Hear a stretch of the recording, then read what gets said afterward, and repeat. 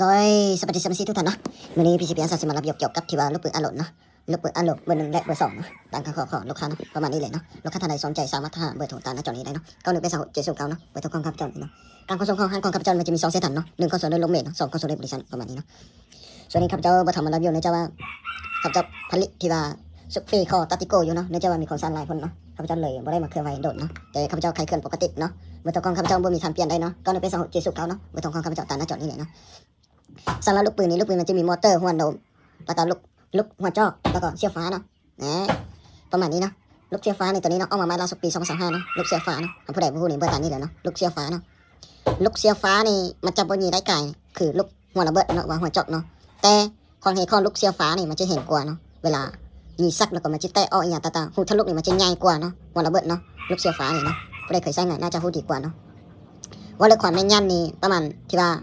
เขาเจ้าที่ว่ากับให้เลยเนาะ90เมตรลงมาเนาะ85-90เมตรลงมาเนาะแต่หัวจอกนี่สามารถยิงได้ถึง100ไปเมตร135-150เมตรเนาะถ้าผู้ใดที่ว่าพวกป้าเราสองข้อเป็นเนาะมาซ่อมอันนี้ต้องเป็นหลานที่ว่ามาตรฐานดีเนาะเทที่ยิงได้ไกลเนาะสำหรับลูกหัวจอกนี่เนาะประมาณนี้เนาะเหตุผลที่ว่ายิงลูกหัวจอกนี่ที่ว่ายิงอันหนึ่งมันยิงได้ไกลเนาะมาซ่อมอันนี้มันจะเห็นกว่าลูกมอเตอร์เนาะ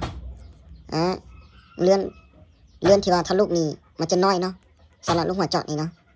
ผู้ใดยิงสัตว์ใหญ่น่าจะรู้ดีเนาะแต่เชื้อฟ้านี่มันจะใหญ่กว่าเนาะมันจะใหญ่กว่าเวลาทะลุนี่เนาะประมาณนี้เนาะสำหรับลูกเชื้อฟ้านี่มันจะทะลุ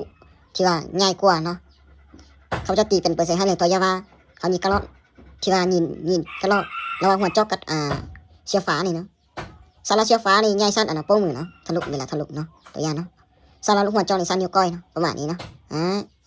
เวลาทะลุนี่ที่ว่าทะลุไหวมันจะน้อยเนาะหัวจอกนี่มันจะบ่คือเชื้อฟ้านี่ทะลุไหวเห็นเนาะแต่มันจะบ่หนีได้ไกลเนาะเขาจะตีเป็นเปอร์เซ็นต์ให้ลักนี่เนาะ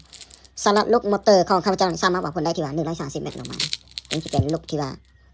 มอเตอร์เนาะจะเป็นลูกของโรงงาน 100% เนาะเป็นลูกของงาน 100% เนาะหลายคนซื้อไปแล้วเนาะซื้อมาสั้นประมาณ 98% นี่เนาะลูกปืนของข้าพเจ้านี่เนาะเวลาตอดโดนแล้วก็เอาป้านี่มันจะดันเด่นนี่เลยเนาะประมาณนี้เนาะเป็นลูกของงานแค่ว่าบ่มีหอยที่ว่าตอดเลยเนาะประมาณนี้เนาะเดี๋ยวเราดูเห็นป่ะแค่ว่าบ่มีหอยตอดเลยเนาะมันจะเทียนเนาะถ้าบ่เทียนคือข้าพเจ้าว่านี่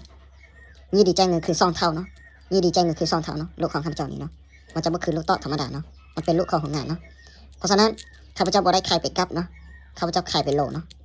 โล1 กัน 1เนาะข้าพเจ้าลูกค้าหลายคนมาถามว่าขายไปกัดบ่กัด300 500ข้าพเจ้าบ่ขายเป็นนั้นเนาะข้าพเจ้าสร้างเป็นโลที่ว่าดีที่สุดเนาะชัดเจนที่สุดเนาะสร้างเป็นโลที่ว่าไปหนักก็มันจะเที่ยงกันเนาะเวลาใส่เป็นลูกนี่มาขั้นใส่เหลืองมาขั้นใส่น้อยประมาณนี้เลยเนาะที่ว่าเขาจะมารับยกต่างของขอลูกค้าเนาะนี่จะเป็นลูกมอเตอร์ลูกหัวโนมลูกมอเตอร์มาเนาะปัจจุบันนี้เขาจะไม่ได้มารับยกลูกหัวโนมเนาะสำหรับมอเตอร์นี่ขนาด 5.52 นั่นนะ2 เอเกนเนาะสำหรับเบอร์หนึ่งนี่ขนาด 4.52 เนาะนั่นนะ4 เจ็ดเกรนเนาะตัวนี้เนาะประมาณนี้เลยเนาะใครจะได้ตัวใดสร้างมาทหารได้เนาะอาจจะเป็นหัวจอกเบอร์หนึ่งเนาะอันนี้เชียร์ฟ้าเบอร์หนึ่งเนาะมันจะมีทำเบอร์2เนาะแต่เขาจะไม่ได้มารับยกตอนนี้เนาะประมาณนี้เลยเนาะผู้ใดต้องการไม่ได้สามารถหาอีบอกหาเบอร์โทรตามหน้าจอนี้ได้เนาะส่วน PCP อาสานี้จะเป็นช่อง YouTube ของข้าพเจ้านี้เนาะข้าพเจ้าที่ว่าโหลดทัน TikTok และ YouTube เนาะปัจจุบันนี้เนาะข้าพเจ้าบริ Facebook เนาะเพราะว่า Facebook นี่รีบไปนิดนึงมีของมารายงานเนาะมาปิดกันเนาะข้าพเจ้าเลยบริเนาะข้าพเจ้ารีบแต่1 WhatsApp เนาะ2 Zalo เนาะ3 Telegram เนาะ4 Viber เนาะ5นี่มันจะมี Line เนาะประมาณนี้เนาะมันจะมี5ช่องทางการติดต่อของข้าพเจ้านี้เนาะผู้ใดสะดวกท่านใดสามารถหาอีบอกหาเบอร์โทรหน้าจอนี้ระหว่างตามที่ข้าพเจ้าว่าไปนี่สามารถติดต่อได้เนาะท้ายนี้ก็ขอให้ทุกท่านมีสุขภาพแข็งแรงเนาะปรารถนาสิ่งใดขอให้ได้สิ่งนั้นนะจ๊ะขอเข้าใจ